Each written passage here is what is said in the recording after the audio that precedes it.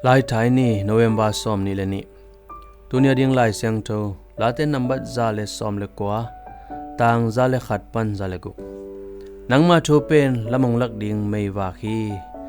late number zale som le kwa tang zale nga Pilvang takin telna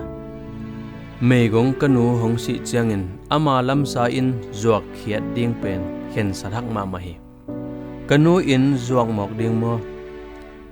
zuak ding ka ki zo het keu hi kanau to kum ni sung bang in hom po in kasian so azelo hi tul ni giat kum hi in leitung bup sumzon na akiam hunia a leiding kwa ma hong ko dok lo hi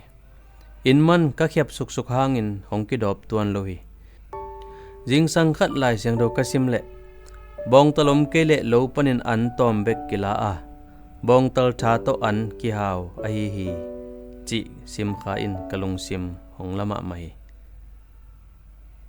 hi pau na kin lo kho vai again hiya ken a hian na alungai ka hi bang ma a om lo an khol na siang thowa a hi jong in lo kho mi te tuat chil na buan lak panin an akila thei a hi ko wa ding in chile hang in kwan gam le go vai chi ding a hi kanau nu ho pi in inu in kemin mi sap sak leng bang china sa hiam chi in ka kupi ka khen sat nau lamdang ka sa to mu hi kanu in pen sumzon na so ding chi ka ngai sun khangai keu hi lai siang tawin zat pa ding pil na hong piak pen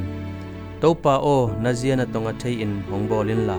na lampi te hong hil in chi David thungen na bang a hi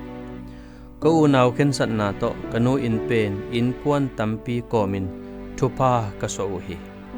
lai siang tawin khen sat na man hong lak chi jong thuman ka telu hi nangma thu pen lamong lak ding mei wa khi topa khowak sunga kal suan chan ni khen sat ding bang thu hak sana tua khiam lai siang tawin hong koi chi hu ding hiam khen sat na khat pe ka nei ding chiangin topa o na kamal to hong ma kai ta in amen.